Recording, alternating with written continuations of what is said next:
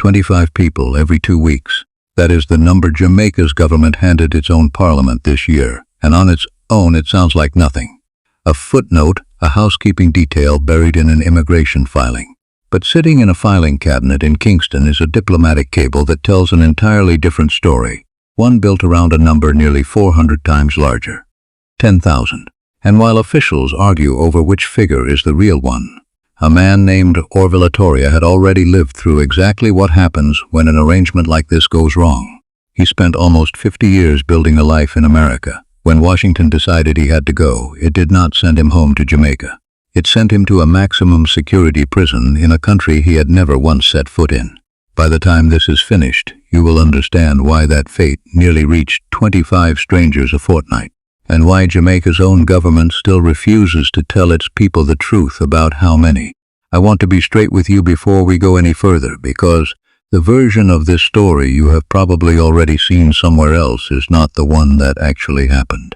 That version has Jamaica standing tall against Donald Trump, a small island getting the last word against the most powerful office on earth. It is a satisfying story. It is also largely fiction. What really happened this year is quieter than that and far more uncomfortable, because the silence at the center of it does not belong to Washington. It belongs to Kingston.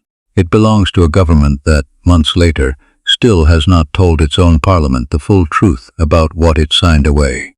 That silence is what this film is built to break open, using nothing but the parliamentary record, the diplomatic paper trail, and the testimony of the one man who already paid the price for finding out what these arrangements actually mean. Before we go further, I want to ask you for something, because a channel like this only survives if enough of you decide it is worth showing up for. We are building this channel toward 10,000 subscribers, one carefully sourced story at a time. And if you have sat through more than one of these without hitting that subscribe button yet, I am talking directly to you. This is not a channel built around 6-second clips and outrage. It is built around the parliamentary record, the court filing, the diplomatic cable that most channels never bother reading past the headline. If that is the kind of Caribbean news you actually want, subscribing costs you nothing, and it tells us there is an audience here worth building this for. Now back to Kingston, because the story only gets more complicated from here. To understand how a small island ends up negotiating over deportees it has never met, you first have to understand exactly what Jamaica is to the United States, and what the United States is to Jamaica, because this has never been a relationship between equals. Jamaica won its independence from Britain in August of 1962, and within days its first prime minister used his earliest public remarks to settle any doubt about where the new nation's loyalties would sit during the Cold War. Firmly with the West, firmly with Washington. That alignment was never a matter of sentiment, it was a matter of survival. Jamaica sits at one of the most exposed points in the entire Caribbean Sea, close to Cuba, close to Central America, close enough to the American mainland that geography alone has shaped its politics for generations, whether its leaders wanted that or not. That closeness has never been comfortable. In the 1970s, Prime Minister Michael Manley pulled Jamaica toward Cuba, and toward a democratic socialist model that openly challenged American economic orthodoxy in the region. Washington's response was neither subtle nor gentle. Aid tightened, investment fled the island almost overnight. The Jamaican dollar absorbed years of pressure that ordinary people, not politicians, ultimately paid for in the price of bread and the cost of a bus fare. Jamaica survived that era, but the lesson buried inside it never left. Defiance of Washington carries a price, and small economies are the ones who pay it first and pay it longest. Every prime minister since has carried that lesson quietly into every negotiation that followed. The mechanics of that pressure are worth remembering, because they still echo through Kingston today. When Manley's government placed a levy on the bauxite that American aluminium companies were pulling out of Jamaican soil, trying to claim a fairer share of the profits for the Jamaican treasury, the response from Washington and from the industry was economic isolation wearing the disguise of ordinary market behavior. Investment dried up, access to international credit tightened. By the early 1980s, Jamaica was negotiating structural adjustment loans with the International Monetary Fund, the kind of arrangement that arrives with conditions attached, conditions that can shape a country's budget for a generation. Jamaica's leaders learned the expensive way, that you can win an argument about sovereignty and still lose the economy sitting underneath it if you are not careful about how you win it. That history is not background noise. It is the operating manual every government since has quietly followed. Look now at what the relationship actually consists of today, because the numbers say more than any speech ever could. The United States is Jamaica's largest trading partner by a wide margin, with trade between the two countries running past $3 billion a year. Under a program called the Caribbean Basin Initiative, more than 5,800 Jamaican products enter the American market completely tariff-free. Over 100 American companies keep offices on the island. Roughly 3 million American tourists land in Jamaica every single year, and they are the lifeblood of an industry that employs hundreds of thousands of people directly and indirectly, from hotel staff to taxi drivers to the farmers supplying the resorts. And then there is the figure that matters most to families rather than economists. More than $2 billion flows from the Jamaican diaspora in the United States back home every year, in remittances alone. Money that pays school fees, money that covers medical bills, money that keeps a roof over the heads of people who never left the island at all. None of that is guaranteed to continue, and that is precisely the leverage Washington holds, whether or not it ever needs to say so out loud. Tariff-free access under the Caribbean Basin Initiative exists at the discretion of American trade policy and could, in principle, be narrowed at any point. Visa processing for Jamaican travelers, students, and workers already runs through a system that can tighten or loosen based on political mood rather than anything Jamaica itself has done. And travel advisories, that quiet State Department language shaping whether an American family feels comfortable booking a resort holiday, can shift the flow of that 3 million visit and tourism economy almost overnight if Washington ever decided to make a point. None of this requires a formal punishment. It only requires Washington choosing at any moment to be a little less generous than it has been so far. So when people discuss Jamaica's relationship with Washington, they are rarely really discussing diplomacy in the abstract, whatever the headlines suggest. They are discussing the difference between a household in Kingston with steady income and one without it. They are discussing whether a visa application clears in weeks or stalls for months.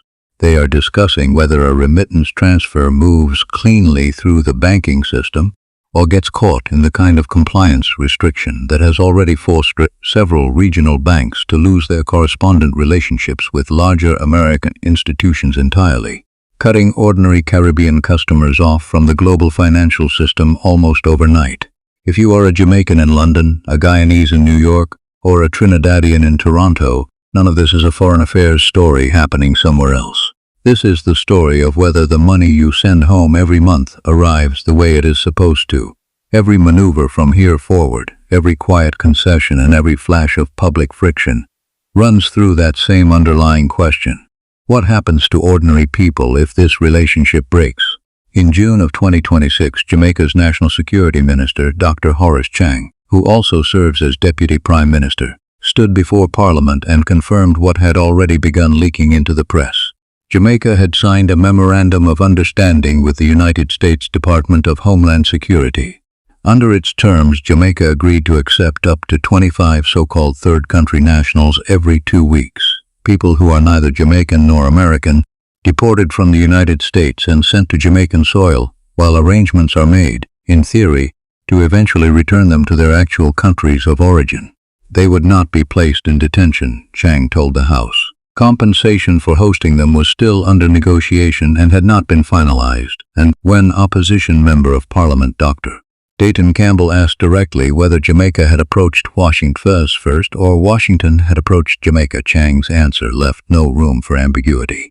It was the United States, he said, that came to Jamaica with the request. That answer might have closed the matter entirely. It did not, because 2 days earlier, the Jamaica Gleaner had already published something that told a very different story. According to that reporting, a Jamaican diplomatic note described a completely different sequence of events, one in which a senior Jamaican official had proposed the arrangement to United States Homeland Security representatives, not the other way around, at a security conference in Miami back in March. And the figure that official had allegedly floated was not 25 people every 2 weeks, It was an arrangement that could see Jamaica receive up to 10,000 third country nationals from the United States. 10,000, not 25 every fortnight. 10,000 full stop, with no clear timeline attached anywhere in the reporting that surfaced. Set those two numbers beside each other for a moment, because the gap between them is the whole story. 10,000 people is not a rounding error in a policy memo. It is close to the entire population of a small Jamaican town, arriving not as tourists or returning citizens, but as a rotating population of deportees from other nations entirely, needing housing, food, healthcare, and eventual onward travel arranged by a government that has not even settled compensation for the 25-person figure it publicly admits to. The Jamaican government has firmly and repeatedly denied that any larger arrangement was ever agreed to. As of this recording, the official position remains 25 people every 2 weeks, nothing more. But the contradiction itself, a senior minister telling Parliament one version of events, while a diplomatic paper trail suggests another, is now sitting unresolved in Jamaica's public record. It has become the center of a question that reaches far beyond immigration policy. Whether ordinary Jamaicans and the diaspora watching from London, from Toronto, from New York, can trust what their own government tells them about deals struck behind closed doors with a far larger power. This did not happen in a vacuum. Months before Jamaica's deal became public, a United States federal district court ruled that the entire third country removal policy, the legal mechanism underpinning arrangements like this one across multiple nations, was unlawful. The court found that the American government could not simply place migrants in countries that had never agreed to receive them, without proper notice and without due process. That ruling came down in February of 2026. And yet, according to reporting from the time Jamaica's own deal was confirmed, the policy was still being actively enforced by the administration, pending appeal. Jamaica, in other words, signed on to an arrangement resting on a legal foundation that a federal court had already declared unlawful, only months before its own agreement became public knowledge. The ground Jamaica is standing on here is not settled law. It is a live legal fight, still working its way through the appellate courts, that Jamaica has chosen to join anyway. Betting the policy survives the challenge before its own arrangement gets tested the same way. You already know Etoria's name from the opening of this film. Here is the rest of what happened to him, because the abstract policy fight in Parliament means nothing until you see what it looks like applied to one human being. Orville Etoria arrived in the United States as a child in 1976. By the time many of you watching this were born, he had already spent nearly 50 years of his life there. 50 years, a green card, a home, an entire adult life built on American soil, until a criminal conviction led immigration authorities to revoke his status and order his removal. Under ordinary circumstances, a Jamaican citizen in that position gets deported back to Jamaica, the country of his birth, however distant that birth had become to him by then. Instead, Etoria was sent to Eswatini, a landlocked kingdom in southern Africa he had, by every account, never once set foot in, had no family connection to, and had no reason on earth to expect he would ever see. He arrived there in July of 2025, alongside 4 other third country nationals. Rather than being processed and released into the community, he was stripped of due process entirely and held indefinitely inside a maximum security facility, the Matsafa Correctional Complex. It took nearly 2 months of sustained diplomatic pressure from the Jamaican government, working a case most Jamaicans never even heard about while it unfolded, to finally secure his release and bring him home to the country he had left as a boy decades earlier. A man who had lived nearly his entire life in the United States, whose only formal tie to Jamaica was a birth certificate decades old, ended up in an African prison with no legal process whatsoever. It took 2 months and the full diplomatic weight of a national government to get him out. That is not an abstraction. That is what falls through the cracks of an arrangement like this one, when nobody is watching closely enough. Jamaica's willingness to fight for Etoria is worth acknowledging honestly, because it complicates any narrative that paints the government as indifferent to the human cost of these policies. Real diplomatic capital was spent bringing home a citizen most of the country had never heard of before his name appeared in the news. But it also raises the question sitting underneath everything Jamaica has now signed on to. Will that same willingness to fight extend to 25 strangers a fortnight, people who hold no Jamaican passport, who have no natural constituency demanding their government intervene on their behalf? and who could very easily become someone else's forgotten case file, trapped in exactly the kind of legal gray zone that swallowed Orville et Toria for 2 months, with nowhere left to go and no government back home able or willing to fight for them the way Jamaica fought for one of its own. Jamaica is far from alone in facing this particular choice. According to the advocacy group Third Country Deportation Watch, more than 19,000 people have been removed from the United States to third countries under these agreements since the policy began. Most were sent to Mexico, but more than 1,500 have been scattered across more than 20 other nations, many of them poorer countries, hoping that accepting deportees will buy them goodwill or at minimum spare them Washington's displeasure. The Dominican Republic signed a narrower version of the same kind of agreement, one that explicitly excluded unaccompanied children and turned away anyone holding Haitian nationality, a carve-out that drew its own storm of criticism from human rights groups. Dominica's Prime Minister Roosevelt Skerrit defended his own country's arrangement as a pragmatic step necessary to preserve relations with a partner Dominica cannot afford to alienate, while insisting that violent offenders would be turned away at the border. Across the region, in other words, small governments are independently arriving at strikingly similar conclusions. That saying no to Washington on immigration carries a price most of them believe they cannot afford. The only real variable left is how each government manages the fallout at home. So far, Jamaica's answer has been a mixture of contradiction, denial, and a parliament still publicly arguing over which version of the story is true. Back home, the public reaction has not been quiet, whatever the government's own instincts might have preferred. Protesters gathered outside government buildings in the weeks after the deal became public. Opposition politicians used every parliamentary session available to press ministers for a fuller accounting of what had actually been signed. Talk radio, still one of the most powerful forces shaping Jamaican public opinion, filled hours of airtime with callers demanding to know why a government still working through its own housing shortage and its own crime statistics was suddenly agreeing to house other countries' deportees. None of it amounted to the kind of dramatic, headline-grabbing defiance that makes for an easy story. It was messier than that, closer to the sound of a democracy genuinely arguing with itself in real time, which, whatever else you make of it, is not nothing. So why would any government take that risk? Why would Jamaica, 64 years into an independence its people are rightly proud of, agree to host deportees who are not even its own citizens?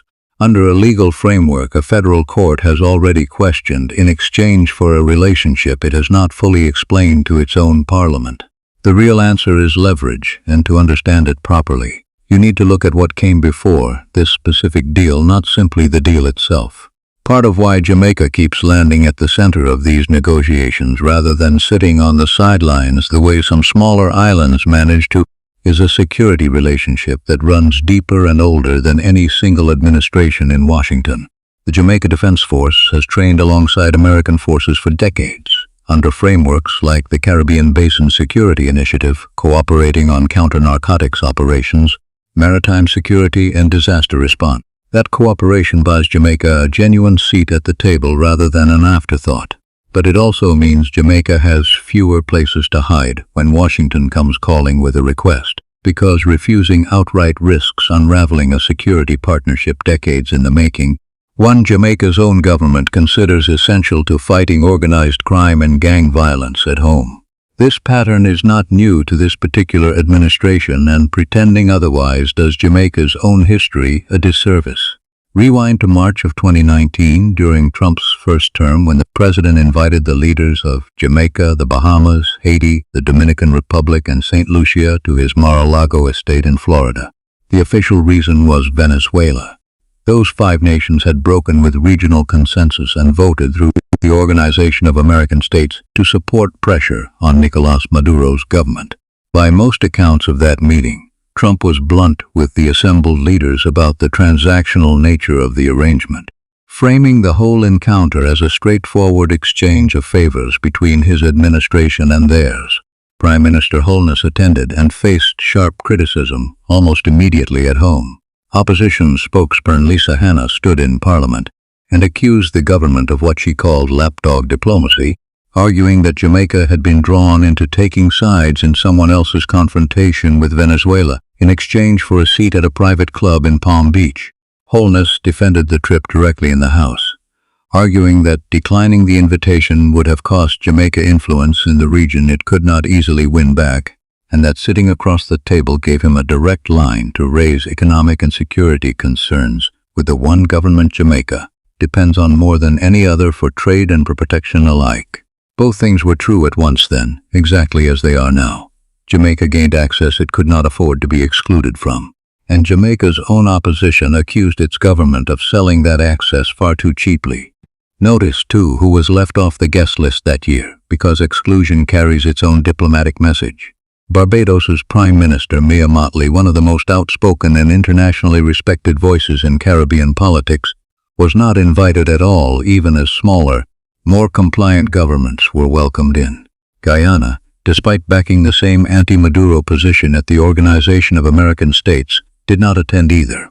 Washington's approach to the Caribbean has rarely treated the region as a single bloc.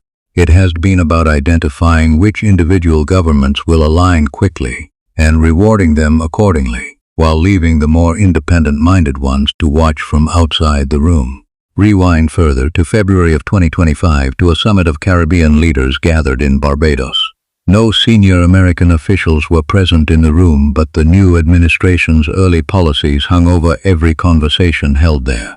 Days before the summit opened, the United States Department of Homeland Security had already delivered its first blow to a Caribbean nation, cutting the legal work status of Haitian migrants in America by 6 months with almost no warning. Antigua and Barbuda's Prime Minister Gaston Brown told reporters at that summit that the region needed Washington to pay attention to what he called America's third border, a pointed reminder that for many Eastern Caribbean states, up to 80% of everything they consume is imported, a great deal of it from the United States. These are not abstract trading partners to small island economies. They are lifelines. Washington has always understood that leverage, even when it chooses not to say so out loud. By February of 2026, the tone had shifted again. Caribbean leaders convened once more, this time in St. Kitts and Nevis, and this time Secretary of State Marco Rubio himself was present for at least part of the proceedings, a signal that Washington was paying closer, more direct attention than it had a year before. Prime Minister Holness used the platform to address the deepening crisis in Cuba head-on, describing severe economic hardship, energy shortages, and growing humanitarian strain on the island, following a tightened American embargo and the halting of oil shipments from Venezuela and Mexico. Holness warned, in language every leader in that room understood instinctively, that a prolonged crisis in Cuba would not stay contained to Cuba. It would spill outward into migration, into regional security, into economic stability across the entire Caribbean basin. That is not the language of a leader picking a public fight with Washington. That is the language of a leader trying to keep an entire region upright while the ground beneath it shifts, because that same period brought an American administration simultaneously tightening pressure on Cuba, escalating a confrontation with Venezuela's Nicolás Maduro, and deploying the United States Coast Guard to intercept oil tankers moving through Caribbean waters as part of that same campaign. This is where the Rubio relationship becomes genuinely important to understand. In January of 2026, the State Department confirmed a direct call between Secretary Rubio and Prime Minister Holness, part of what officials on both sides have consistently described as a strong, functioning bilateral partnership. It is not a relationship defined by public confrontation or dramatic gestures. It is defined by regular, quiet, working-level contact, the kind that almost never makes headlines but shapes real outcomes far more than any viral moment ever could. Compare that to a smaller, stranger fact sitting right beside it.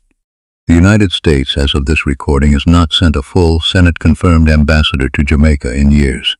The post has been filled instead by a chargé d'affaires, a temporary caretaker diplomat, since August of 2025. Let that asymmetry land.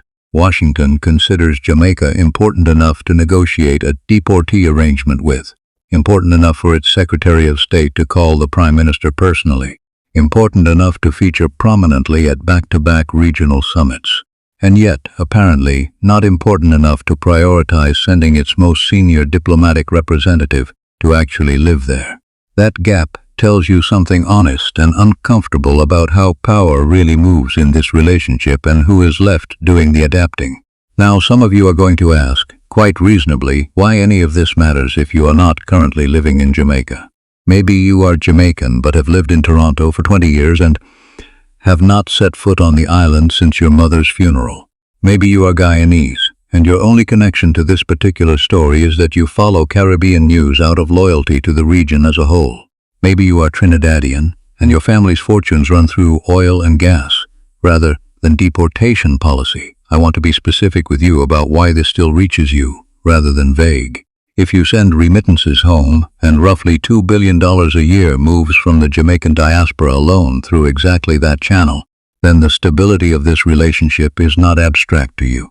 It is the difference between money arriving on time through normal, low-cost banking channels and money getting delayed, taxed differently, or routed through more expensive and less reliable channels if this relationship sours, or if American banks keep tightening compliance rules on Caribbean correspondent accounts.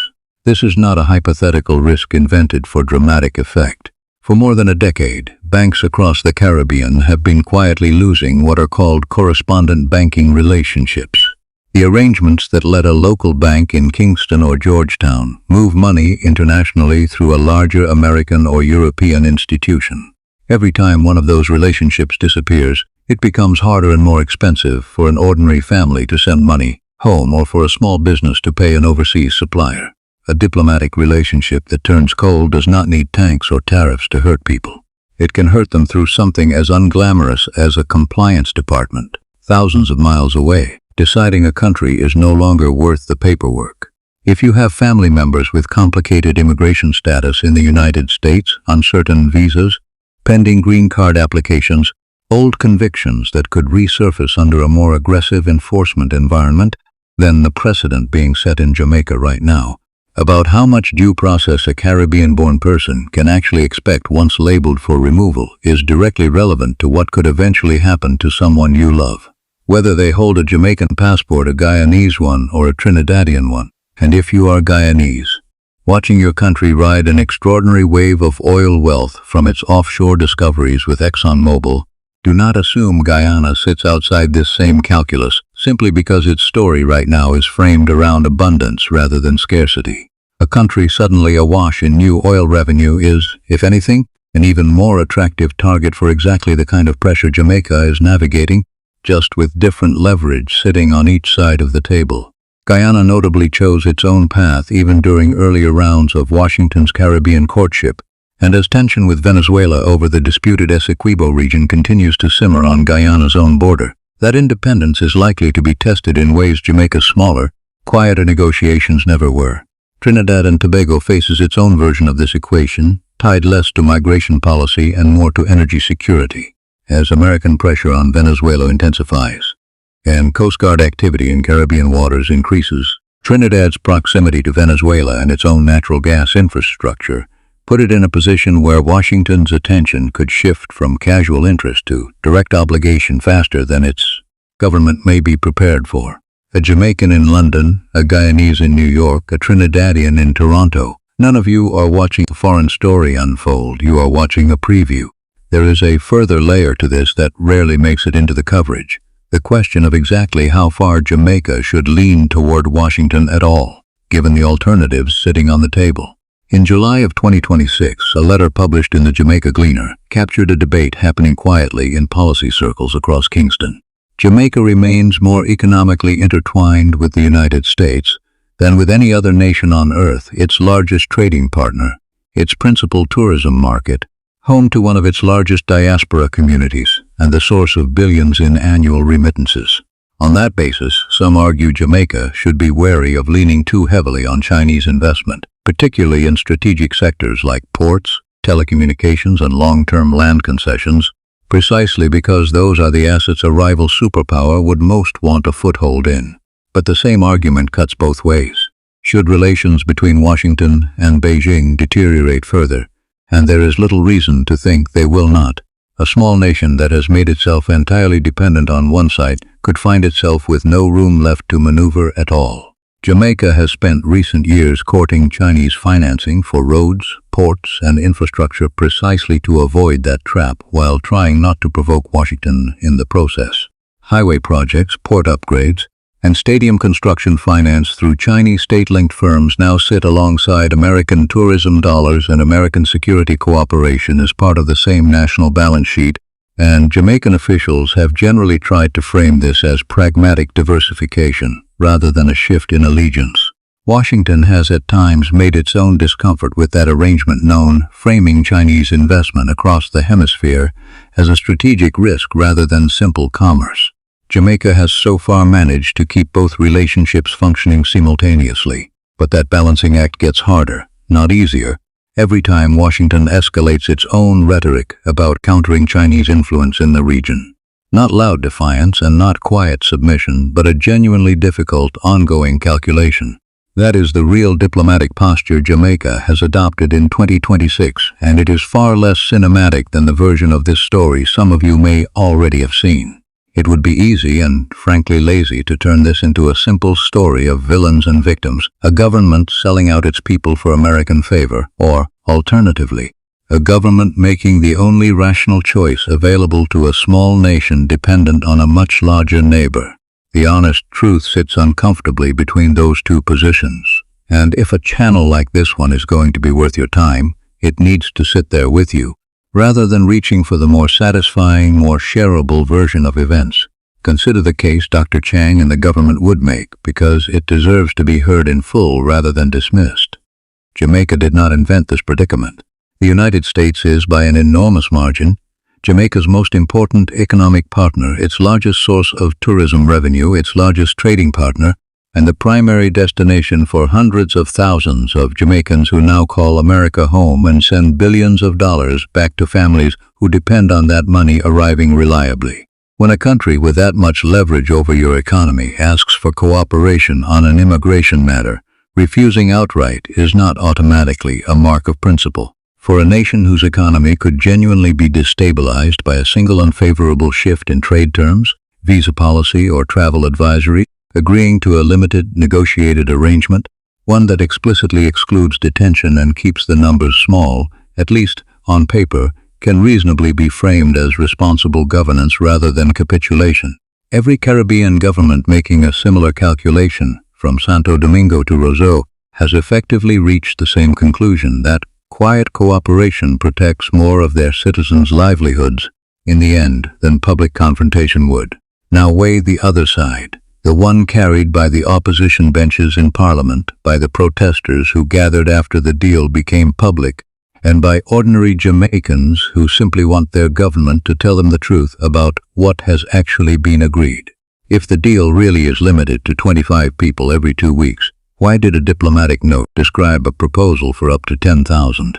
Why did the minister responsible give Parliament one version of how the arrangement began, while a leaked document suggested a different one entirely? And if Orville Etoria's ordeal shows anything at all, it is that these arrangements can go catastrophically wrong for the human beings caught inside them, with almost no public accountability, until a journalist happens to find the paper trail. Sovereignty to the people raising these objections is not an abstract or sentimental idea. It is the very concrete question of whether a small nation's own parliament can get a straight, verifiable answer from its own government about an agreement made with a foreign power. Right now in Jamaica, the honest answer appears to be no, not yet, not fully. Both of these things can be true at once. Jamaica's economy genuinely depends on the United States in ways that make outright defiance extraordinarily costly, arguably reckless. And Jamaica's government has, at minimum, given conflicting accounts of exactly what it agreed to, in a manner that has eroded public trust, regardless of which version eventually proves accurate. That tension, not a clean, satisfying story of a small island heroically standing up to a powerful president, is the real story unfolding in Jamaica in 2026. It is less shareable than the version some of you may have already encountered elsewhere. It is also, as far as the verified record shows, the far more honest one. What happens next is genuinely unresolved. The federal court ruling against the third country removal policy is still working its way through the American appellate process, which means the entire legal foundation beneath Jamaica's agreement could shift again before this year is out. The disputed figure in that diplomatic note, whether it represented a formal proposal, an opening negotiating position that was never adopted, or an error somewhere in translation or transcription, has not been independently confirmed by any outside party, and the Jamaican government continues to deny it outright. Compensation for hosting the deportees. Jamaica has already agreed to accept remains, as of the most recent confirmation, still under negotiation, which means the full financial terms of this arrangement are not yet settled, even as the policy itself moves forward on the ground. And overshadowing all of it sits the wider regional picture, an American administration simultaneously tightening pressure on Cuba, escalating a confrontation with Venezuela, and expecting Caribbean nations, Jamaica very much included, to align themselves accordingly, whether through military cooperation, immigration cooperation, or simple public silence on matters Washington has already decided are settled. If there is a real version of Jamaican quiet resistance happening in 2026, and there is, it does not look like refusing deals or issuing statements of defiance. It looks like diversification, patient and profoundly unglamorous. It looks like deepening trade and educational ties with the wider Caribbean community, so that Jamaica's economic fate is not tied to a single capital. It looks like courting European and African partnership alongside American ones, and pushing, alongside other CARICOM governments, for the region to negotiate with Washington collectively rather than nation by nation, precisely because Antigua's Gaston Brown and Jamaica's own Andrew Holness both understand that 20 small economies bargaining together carry more weight than 20 small economies bargaining alone. That strategy will never produce a dramatic thumbnail moment. It will not silence anyone in a single viral clip. But it is the only version of sovereignty realistically available to a nation of Jamaica's size in 2026, and pretending otherwise, dressing up quiet, patient diplomacy as a triumphant confrontation that never actually happened, does a disservice to the very real, very difficult work Jamaica's diplomats are doing every day. Remember the promise I made at the start of this film, that you would understand not just what Jamaica agreed to, but why it matters to you specifically, wherever you happen to be watching from. Here it is, stated plainly. Small nations across the Caribbean are being asked, one quiet agreement at a time, how much of their independence they are willing to trade for economic stability. And the diaspora, all of you, are rarely consulted, even though you are often the ones holding the relationship together through the money you send home every single month. Jamaica's parliament is currently arguing about whether its own government told the truth about a deal that could reshape how the country treats human beings with nowhere else to go. That is not a small story tucked into a foreign affairs column. That is the story of how power actually works, when one country needs another far more than the reverse is true. Practically speaking, here is what is worth watching for in the months ahead, regardless of which passport you carry. Watch what happens to the appeal of that federal court ruling, because it will determine whether arrangements like Jamaica's remain legally viable at all, or collapse under their own weakness. Watch whether the Jamaican government ever publishes the actual memorandum of understanding in full, rather than summarizing it in Parliament, because a government confident in its own account usually has no reason to keep the paperwork hidden. And watch whether compensation for hosting these deportees ever gets finalized and made public, because the size of that number, once it exists, will tell you far more about how this arrangement was really negotiated than any statement issued so far. None of these are dramatic developments. All of them are the kind of quiet, procedural facts that end up mattering enormously in hindsight, which is exactly why they rarely make it into the version of this story built for outrage. So here is what I want to leave you with, and I would genuinely like you to think about it rather than scroll past it. If your own government quietly signed an agreement this consequential and gave your parliament a version of events that a leaked document appears to directly contradict, would you want to know the rest of the story, even if the answer turned out to be uncomfortable? And if remittances are part of what keeps your own family afloat back home, exactly how much are you willing to watch your government quietly trade away, without full disclosure, in order to protect that flow of money? I am not asking rhetorically. I want to know what you actually think, because the people living this reality in Jamaica right now do not have the luxury of treating it as a hypothetical, and neither, if we are honest with ourselves, do the rest of us watching from London, from Toronto, from New York, from wherever you happen to be right now. Leave your answer in the comments below.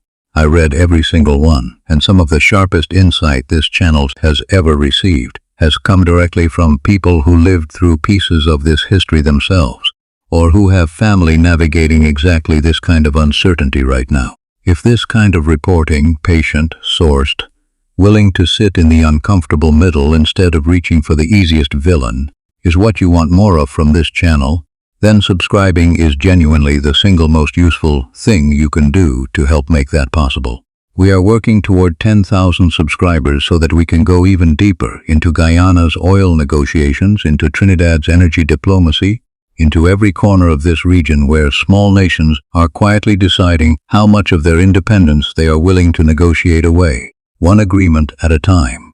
Jamaica's story is not finished. The court appeal is still pending. The disputed numbers are still disputed. And somewhere in Kingston right now, officials are still negotiating the exact price of an agreement they